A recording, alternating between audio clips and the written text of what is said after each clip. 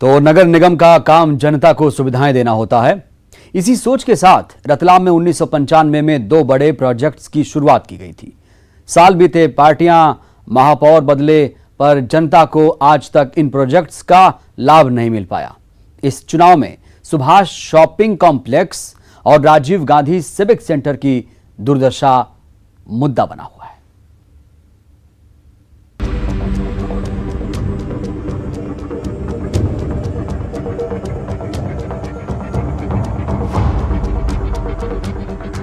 Subhash shopping complex और Rajiv Gandhi civic centre Ratlam की ये इमारतें हैं कांग्रेस की पहली परिषद ने सन 1995 में जनता के सपनों और उनकी उम्मीदों की नींव पर बनाई गई थी। लेकिन ये इमारतें जनता की उम्मीदों पर खरा नहीं उतर पाईं। वजह है नगर निगम के नेताओं और अधिकारियों की लचर रवैया, इच्छा शक्ति की कमी और निकम्मापन। ये इमारतें अब खंडहर में तब्दील हो रही हैं। कांग्रेस की पहली परिषद के बाद बीजेपी की 3 परिषदें भी अपना 15 साल का कार्यकाल पूरा कर चुकी हैं, पर सुभाष शॉपिंग कॉम्प्लेक्स और सिविक सेंटर का मुद्दा सिर्फ फाइलों में उलझा है। सुभाष शॉपिंग कॉम्प्लेक्स शौचालय और गंदगी का पर्याय बन चुका है, जबकि सिविक सेंटर अवैध कब्जा करने वालों का अड्डा। सन 1995 में कांग्रेस की पहली परिषद में सुभाष शॉपिंग कॉम्प्लेक्स और सिविक सेंटर दोनों का निर्माण किया गया था। अभी मैं आपको दिखाते हैं शहर के सुभाष शॉपिंग कॉम्प्लेक्स के हालात, जो पूरी तरह से खंडहर में तब्दील हो चुका है। ये पूरा शॉपिंग कॉम्प्लेक्स है जो 20 साल से ये दुकानें अपने ऑनर का इंतजार कर रही है, लेकिन इसका आवंटन अब तक नहीं हो पाया है। करोड़ों रुपए की लागत से बनी इन इमारतों की दुर्दशा निकाय चुनाव में मुद्दा बना है। कांग्रेस इसके लिए बीजेपी को जिम्मेदार ठहरा रही है और इसे शहर की जनता के साथ धोखाधड़ी बता रही है।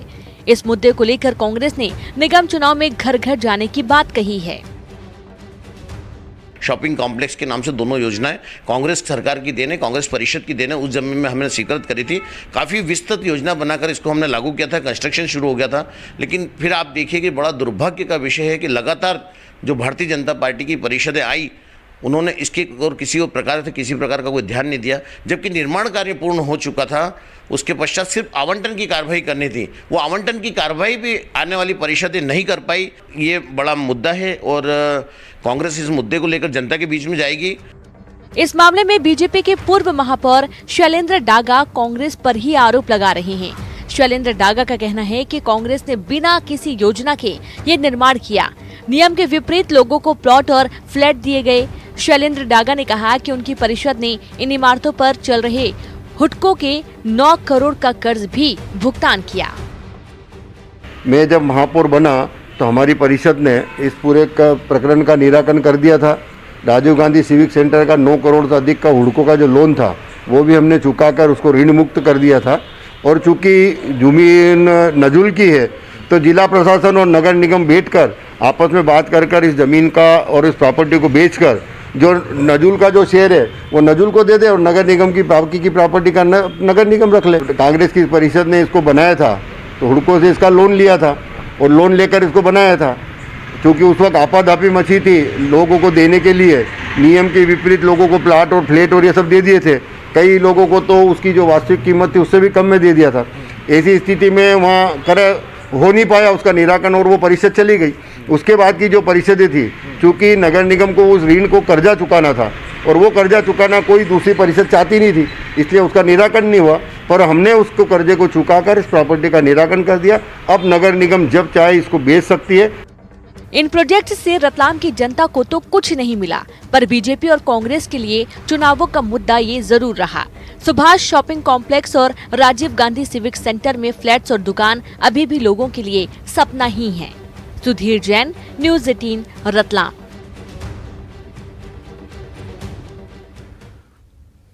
शाजापुर नगर पालिका का मुकाबला इस बार रोचक होने जा रहा है।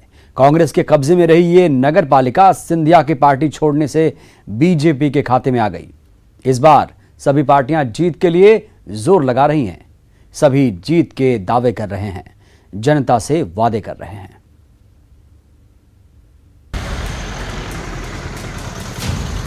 शाजापुर नगर पालिका पर सबकी निगाहें टिकी हैं। हर कोई जीत का दावा कर रहा है। किसी के पास विकास के वादों की लिस्ट है तो किसी के पास आरोपों की लंबी फहरिस्त।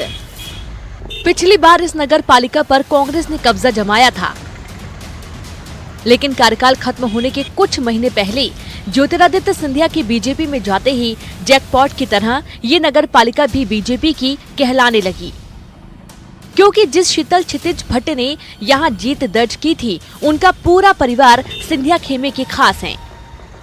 ऐसे में इनका भी बीजेपी का दामन थामना तय था। इस बार जब यहाँ मुकाबला और कड़ा होने वाला है, आइए जानते हैं शाहजहांपुर नगर पालिका का सियासी गणित। शाहजहांपुर का सियासी गणित 53,000 मतदाता, नगर पालिका में 29 वार्ड। पिछले चुनाव में कांग्रेस का था कब्जा, शीतल भट्ट ने हासिल की थी जीत। बीजेपी की संगीता मंडावत को दी थी शिकस्त। बीजेपी में शामिल हो गईं नगर पालिका अध्यक्ष।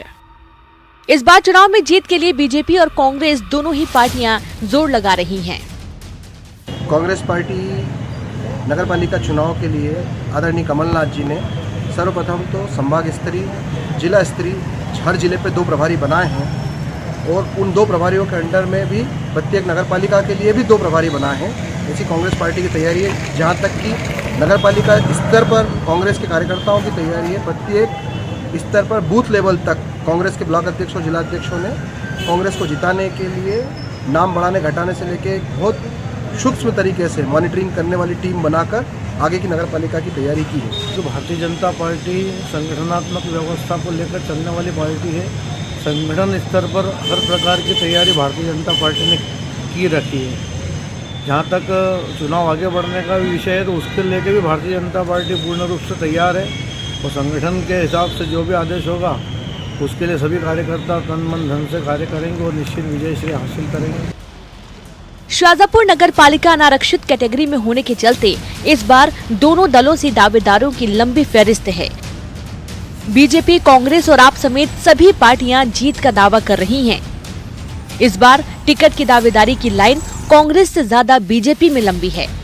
हालांकि सभी दावेदार संगठन की इच्छा से टिकट मिलने की बात कह रहे हैं। कांग्रेस बूथ लेवल पर खुद को मजबूत करने का दावा भी कर रही है।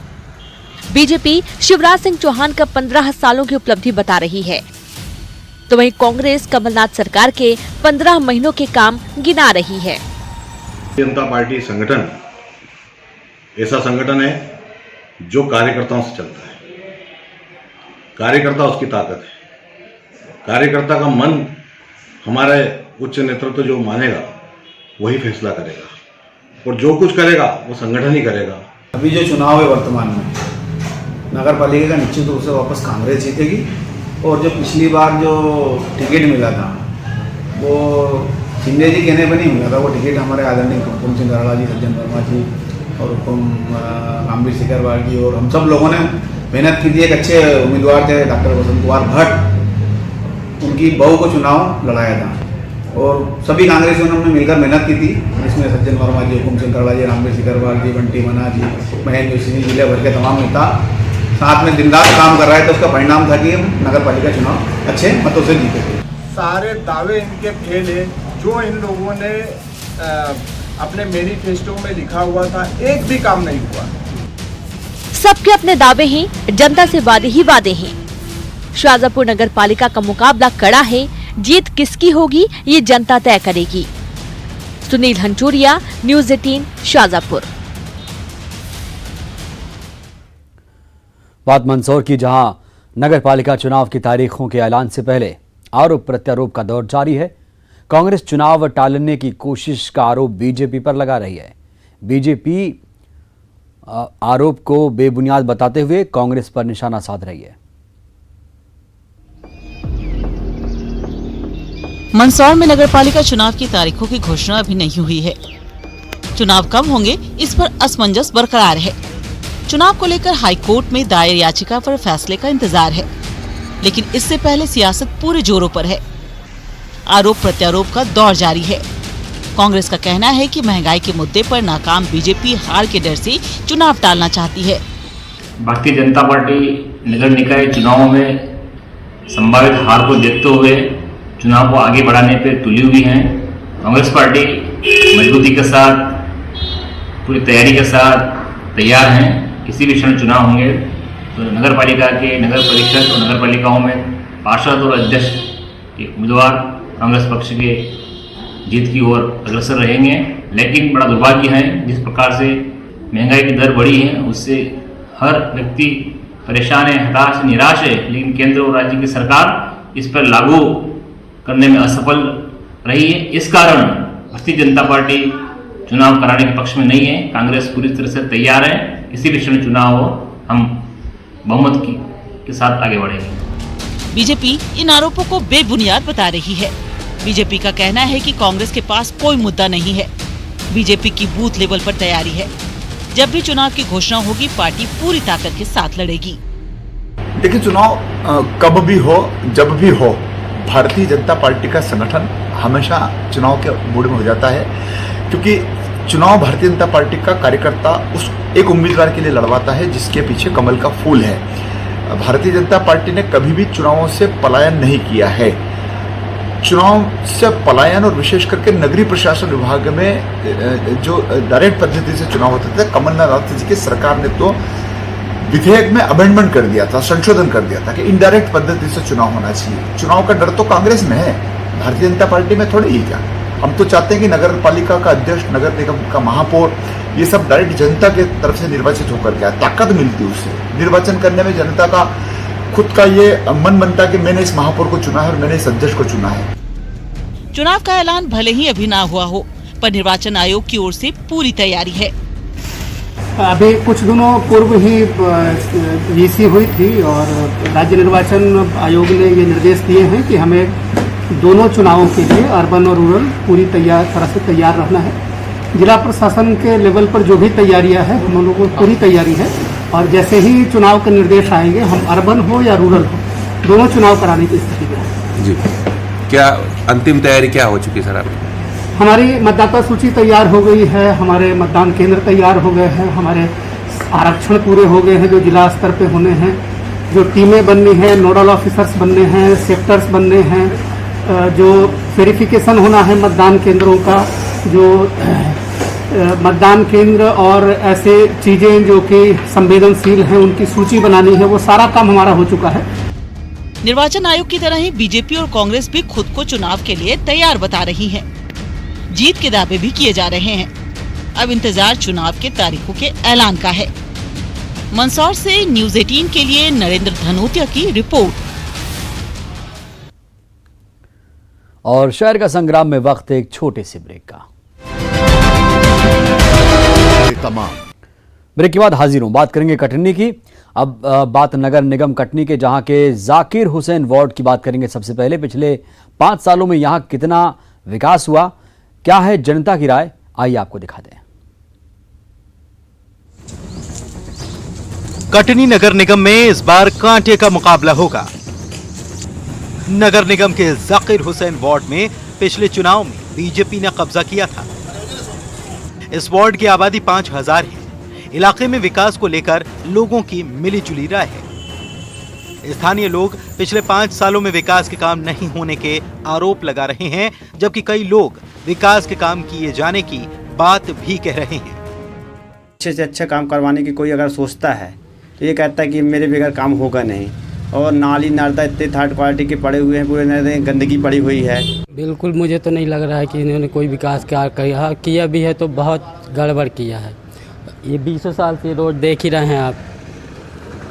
टाइम पे नल नहीं आना, किसी भी टाइम, कभी 7 बजे आ जाता है, कभी 10 बजे, कभी 2 बजे, कभी 5 बजे। इनसे इस बारे में लेके कभी बात हुई है आपकी उनसे? बोले हैं, सुनना ही नहीं चाहते हैं ये। नहीं तो हमारे वार्ड का पार्षद जो किशोराम विश्वकर्मा जी हैं, उन्होंने इस वार्ड के लिए 38 नंबर वार्ड जो 45 वार्डों में अपने आप में एक मिसाल बन के बैठा है। मेरी महापौर जी से भी बात हुई थी इस बात में, तो उन्होंने बोला 45 वार्डों में जितना कार्य इनने करा है पब्लिक हितार्थ। नेता का मतलब पब्लिक हित में काम करने वाला आदमी, वो कोई भी हो। हमारा उनसे कोई मतलब नहीं। हमारा मतलब है संजय नगर के विकास में, और संजय नगर के विकास में एसीसी और संजय नगर 2 चीज़ें जुड़ी हैं। एसीसी में उनकी मर्जी के बगैर खील नहीं गाड़ना है। विकास के नाम पे संजय नगर, आज पानी नल जल योजना, उनके अंतर्गत पूरे संजय नगर में पानी है, रोडें हैं, पेपर ब्लॉक लगाए हैं, स्मशान घाट को उन्होंने बनाया। जो भी बनाया, हमारा इससे मतलब से ये कि राजनीति सिर्फ वो करे जिसमें आम आदमी के प्रति ये सहानुभूति हो कि उसके काम को मेरे को करना है। पूर्व पार्षद नगर निगम इलाके के सभी वार्डों में अच्छा काम किए जाने की बात कह रहे हैं। पीएम आवास योजना से लेकर सड़क और नाली के काम ठीक तरीके से कराए जाने का दावा किया जा रहा है। बीजेपी इन्हीं मुद्दों को लेकर चुनाव में जाने की बात कह रही है। मेरे 5 साल के कार्यकाल में संजय नगर के अंदर बहुत विकास मैंने किया है। 45 वार्ड जो अपने कटनी जिला में है उनसे बहुत अधिक कार्य करवाया है। करीबन 2.25 करोड़ के कार्य मैंने करवाया है और कोई ऐसी जगह नहीं है मेरे वार्ड में कि जहाँ पे विकास नहीं हुआ। हर जगह नाली, हर जगह रोड, सामुदायिक भवन, आंगनबाड़ी, सुलभ शौचालय, रोड है, नाली, हर तरह की मैंने मतलब पूरा कार्य किया है। कहीं से कोई क्षेत्र नहीं है। करीबन 2.25 करोड़ का काम मैंने अपने क्षेत्र में करवाया है। केशव भैया पार्षद जी से मैं बहुत बड़ा खुश हूँ और उन्होंने जितने भी कार्य कराए, चाहे स्कूल है, पानी की टंकी है, नाली है, अपना और भी जो भी कार्य हैं, और गरीबों को उन्होंने बहुत साथ दिया है। उनके आवास का काम जैसे कराया उनने, अभी भी लिस्ट में नाम आ गया लोगों का। ये कोरोना के कारण थोड़ा किस कारण से रुका हुआ उनका पैसा अभी आने वाला है। ये भी मार्च अप्रैल तक में इनका भी आ जाएगा पैसा। बहुत से कार्य हुए, उन्होंने इतना काम किया है कि आज तक कोई पार्षद नहीं कर पाया, मैंने ये देखा। इसीलिए मैं उनसे संतुष्ट हूँ और बहुत अच्छा लगा उनका कार्य करते देखे, मेरे को बहुत अच्छा लगा। जनता की वार्ड में किए गए विकास कार्यों पर अलग अलग राय है। पूर्व पार्षद के अपने दावे हैं, अब जनता कितनी संतुष्ट है और विकास के दावों में कितना दम है, ये चुनाव के बाद पता चलेगा। प्रभाकर सिंह, न्यूज़ 18, कटनी। शहर का संग्राम में फिलहाल के लिए इतना ही, लेकिन जाते जाते एक अहम खबर आपको देते हैं। और कब होंगे नगरीय निकाय चुनाव, मध्य प्रदेश के लोगों के लिए एक बड़ा सवाल है। दरअसल कोरोना के बढ़ते खतरे के चलते निकाय चुनाव में लगातार देरी होती गई और अब आरक्षण के चलते कोर्ट में मामला है। ऐसे में लगता है कि निकाय चुनाव में देरी हो सकती है।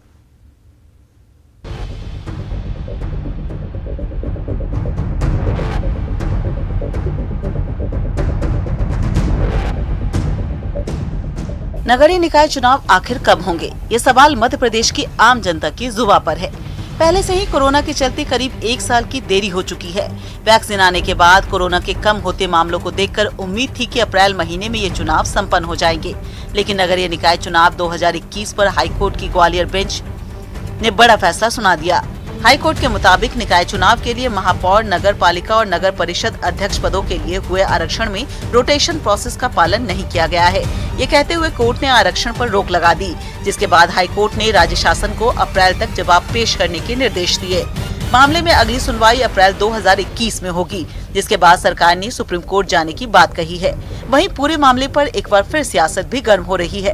कांग्रेस ने आरोप लगाया है कि बीजेपी जानबूझकर निकाय चुनाव को टालने की कोशिश कर रही है, क्योंकि बढ़ते महंगे पेट्रोल डीजल के दाम हो या फिर महंगाई और बेरोजगारी के मुद्दे, जिसके चलते जनता में आक्रोश है और बीजेपी को हार का डर है और इसलिए बीजेपी नगरीय निकाय चुनाव टालने की कोशिश कर रही है।